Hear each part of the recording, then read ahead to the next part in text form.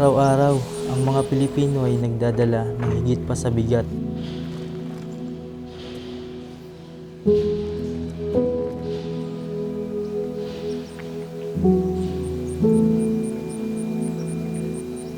Sa tindi ng araw, hindi tayo sumusuko.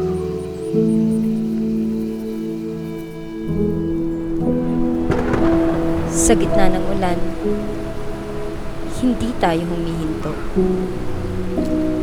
Patuloy tayong sumusunod.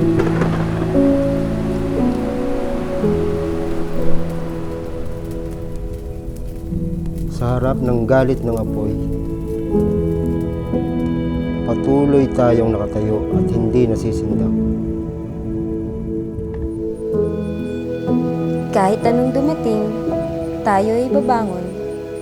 Magtatayo muli, susulong at hindi kailanman masisira. Iyon ang diwa ng Pilipino. At ang parehong diwa ay nabubuhay sa bawat nilikhang paleta.